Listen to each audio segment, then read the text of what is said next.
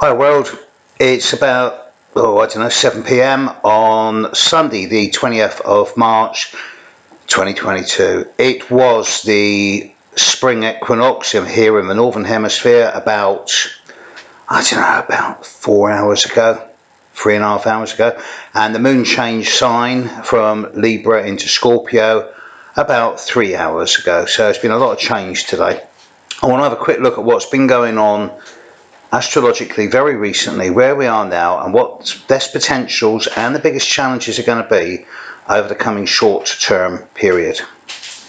Where we are now, in planetary, economically, militarily, spiritually, consciously, at a global level, is potentially a game changer. There's never been a time like this in my history, since I've been alive.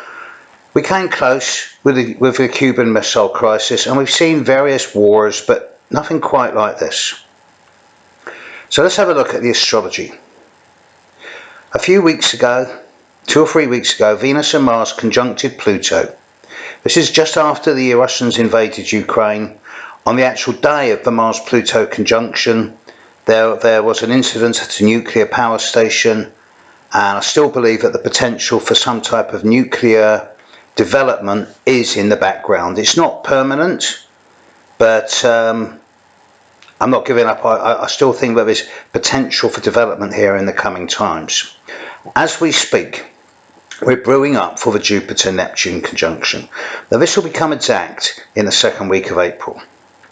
To all the astrological students out there, to all the students on my teaching courses, to all of those of you who study astrology, and to those of you that practice astrology, this conjunction of Jupiter-Neptune in Pisces, it's a bit too nice, you know. It's nowhere near as good as some people are saying it's going to be. There's a sense of overreaching. I'm not a big fan of Jupiter. Those of you who know me well will know I much prefer Saturn. Jupiter and Neptune in mythology are brothers, and they're equal. Jupiter took the overworld, Poseidon / Neptune took the water world. And the conjunction of the two of them in Pisces, which Neptune rules and which Jupiter used to rule until Neptune was discovered, you'd think on the surface this is a great thing. But Jupiter amplifies everything it touches. And it has the potential to make things larger than life. In English we call it a storm in a teacup, or biting off more than you can chew, over-exaggerating, over-egging, and sometimes the complete opposite, undermining, undercutting, undervaluing. Bearing in mind the times that we live in, it seems that we live in a time of hype and spin, where no matter what your political or religious stance, the other side is wrong.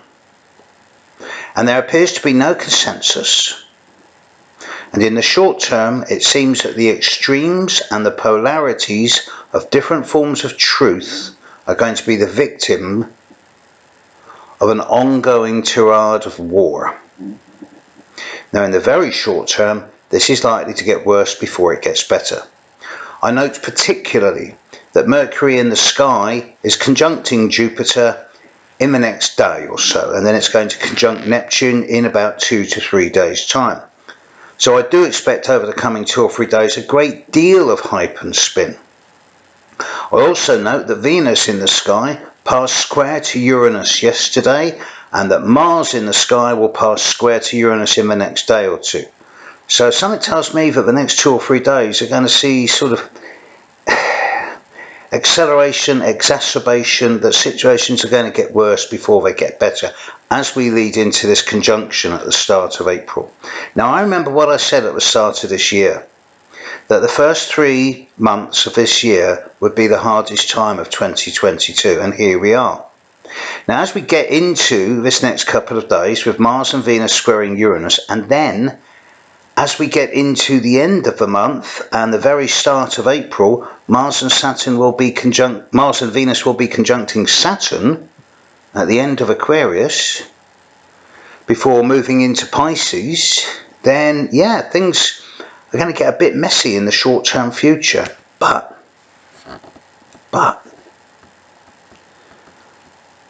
From mid-April onwards, Neptune and Pluto aren't touching each other. Uranus isn't having a fight with Neptune or Pluto. Saturn isn't going to be fighting Uranus, Neptune or Pluto. Jupiter isn't going to be fighting Saturn, Uranus, Neptune or Pluto. From mid-April onwards, there are no new large-scale, long-term astrological aspects out there that suggest that the situations that we're in at the moment are going to get any worse. And that's from about, say, April the 10th, 12th onwards, which is about 3 weeks from now. Now, by this time, Saturn will be moving into the last quarter of Aquarius, and by the time we're into mid-April, Saturn in the sky is going to be opposite both Pluto and the midheaven of that nice Mr. Putin.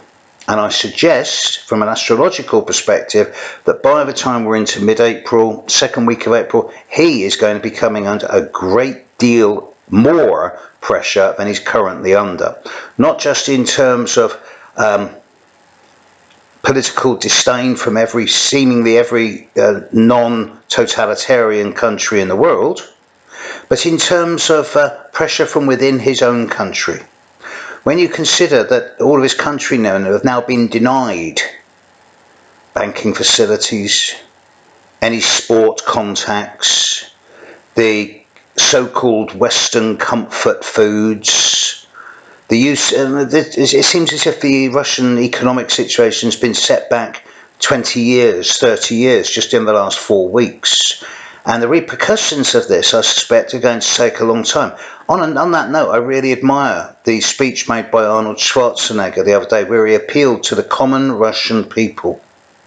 Because you normal Russian people don't want this situation.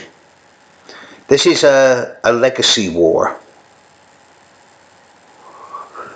So, in the next 2 or 3 days, I'm expecting some news around the end of empire, or rather the start of the end of empire. And it seems that the more we get into the end of March and the start of April, we're going to see signs of empire crumbling. Now, I don't just here allude to the situation in Ukraine. It seems that in many different scenarios around the world, a number of old empirical statutes are crumbling by the day, whether it be political, legal, environmental, economic. You won't read it in the press, but the subtle signs are there that Britain, for example, is getting ready for the biggest time of transition in my birth history, in the 66 years that I've been alive. And we're going to be seeing pretty radical changes in Britain in the next few, months probably. And this is going to be reflected elsewhere in the world. The world's not going to go back to being the way it was 2 or 3 months ago.